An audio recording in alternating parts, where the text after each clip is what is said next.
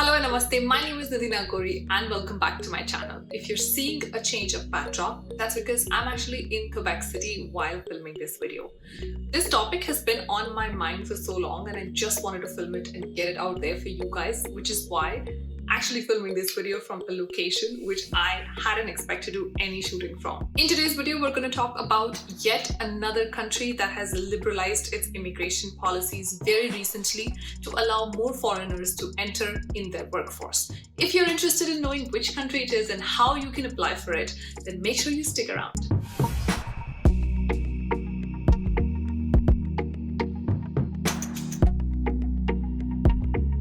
Alright, so as I mentioned, I'm actually filming this video from Quebec City. If you're interested, I'm just going to plug in some images here to show what it is like. It's a beautiful, beautiful city, and I'm sure it's a good change of backdrop for you guys as my audience. But today I'm not here to talk about Quebec City or Canada. I'm here to talk about another country in Europe which has liberalized its immigration. And that country is Croatia. Now, I know a lot of us have followed Croatia through Game of Thrones, the series that came out. I personally haven't watched it, but I've heard that Croatia is stunning, beautiful, and in all the passing images or shots that I saw, I knew that this was one beautiful country. So one day while doing my own research, when I came across Croatia and I saw their immigration policies and how they've changed in the recent past, I found it pretty interesting. That's when I started tracking it. So in terms of immigration policies, what really has changed? Well, here is the biggest change. As of Jan 1st, 2021, Croatia has abolished work permit limits. What does this really mean for you and me as foreigners? Well, let's first understand what work permit limits are. So generally, any country that wants to sponsor work permit has work permit sponsorship or visas available. Those sponsorships are given for professions and for qualifications or professionals who are not easily available in the country. So for example, healthcare is a much in demand field in almost any country across the world. And if you are in a healthcare profession, so whether you are a nurse, whether you're a physician, a technician, or even if you work in any remote field that is associated with healthcare, you would qualify in that ambit of healthcare. And because a lot of countries have started making exemptions for healthcare, you could probably apply for the healthcare work permit. So here's how work permit sponsorships generally happen. Say you are applying for a work permit in Canada. Your prospective Canadian employer would go to the Canadian government here and tell them, I want to hire a person to do this job. And for this job, I need this particular profession or this particular qualification or this particular experience, which I, as an employer, am not being able to find in Canada. So I will go and find it around the world. Once they present their case study to the Canadian government goes through the case study in details. And the Canadian government does its own research. It goes out and sees if the claims that this Canadian employer is making is actually true. If the claims are true, the Canadian government will then allow the Canadian employer to go and find foreign workers to fill those gaps. So that's how work permits are generally issued. Also, most countries have a limit on the number of work permits you can issue, which means if your work permit limit is 15,000, as a country, you cannot sponsor more than 15,000 foreign workers to enter your country in any given year. When Croatia abolished these laws on Jan 1st, 2021, it made it easier for employers in Croatia, which is the Croatian employers, to go and hire foreigners. How? Well, two ways. First, there are no limits on the number of work permits. So in our example, if we were considering that there's a work permit limit, which is say 15,000, which I had considered previously, there is no current limit on that, which means the Croatian government can sponsor as many work permits as it wants to. Of course, depending on the need, demand, and the labor market. The second thing that happened was the abolishment of labor market assessment, which is the first thing that we spoke about in this video, in which the Croatian employer is expected to go to the Croatian government and get an approval before even hiring a foreign professional.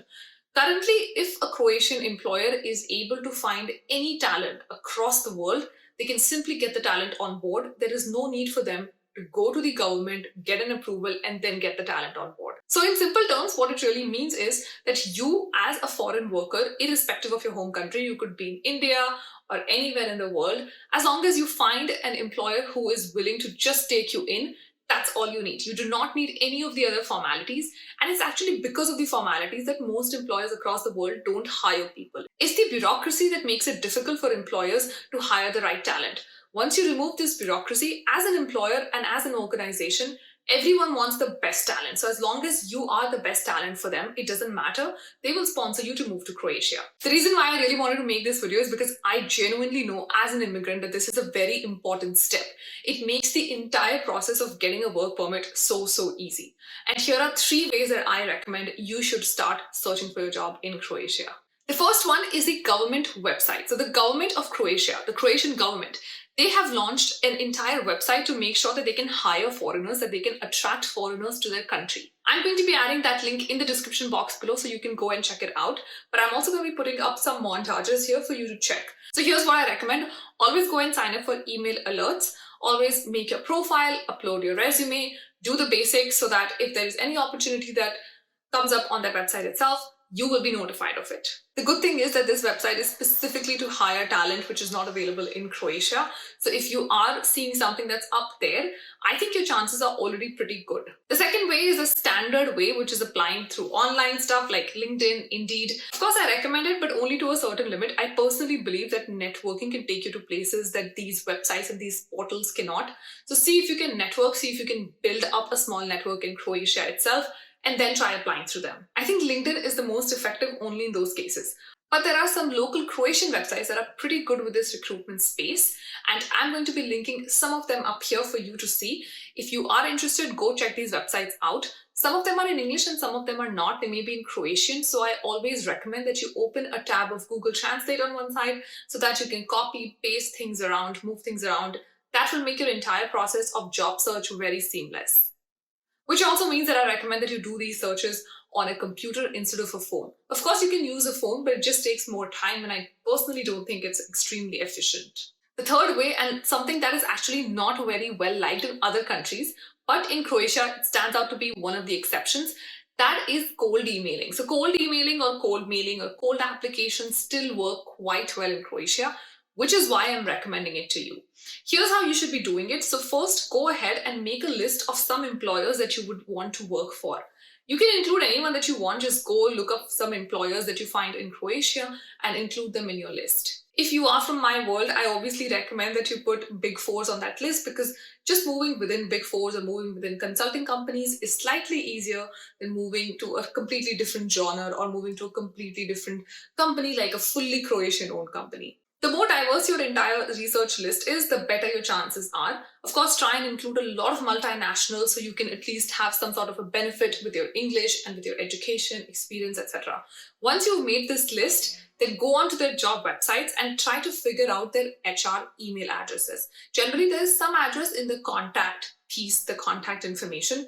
If you don't find it, that's fine. Go and look up their HR team on LinkedIn. Once you find them on LinkedIn, you can scroll down to their profile until you come across their email address. You should also go and check if they've done any job posts, or you should go and check at least the company's career website to see if you come across something that is of your interest. If you find something of your interest, I recommend sending a resume as a cold email. So you can come up with a template which can have a cover letter and your resume, and you can shoot it off to the HR itself. If you're not comfortable doing that, completely fine. Just apply through the company portal. If you don't find any opening of your like or of your choice on those websites, like in Big Four, if you're applying in any of the Big Fours or in any of the consulting companies or in any of the multinationals, and you don't find something open for your field, I would still push my resume into the HR, push it in with a cover letter, make sure it's a proper resume, and just mention that you're interested in working in this particular field. Croatian employers actually like seeing cold emails or cold job applications, and they actually tend to put this more on the file. So anytime something opens up,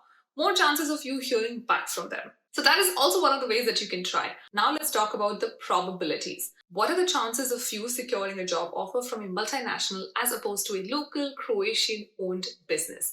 I personally think your chances from a multinational are pretty good. That being said, a lot of these companies which are local and Croatian-owned are tuning more towards D&I, which is where the conversation in the entire world is going. So they all want to include diversity and inclusion as a big piece of their mantle. For this, they need to make sure that they're able to hire a diverse workforce, which means diversity in gender and in race. So honestly, one never knows. If you ask me, I would personally feel that my chance of getting through a multinational is better. And that's because probably I will be able to integrate better, but it of course depends from situation to situation. I think you should go and apply for any opportunity that you see. Make sure you use the Croatian government website and all the other job websites that I've listed. I'm going to again link all of these in the description box for you. So go ahead before Croatia changes their law. Please, please, please ensure that you're taking benefit of this current immigration regulation. Just remember that working in Croatia also opens up to the European market, which means all the more job opportunities for you and definitely a path to a permanent status at some point in future. So that's it for today's video. If there's any other question that you may have, please leave them down in the comment box below. I hope you liked this video. If you did, please hit the like button down below, subscribe to the channel, and let me know which other country you'd like me to cover next. Promise to see you in the next video super soon. Until then, please make sure you take care of yourself. Stay safe. Namaste.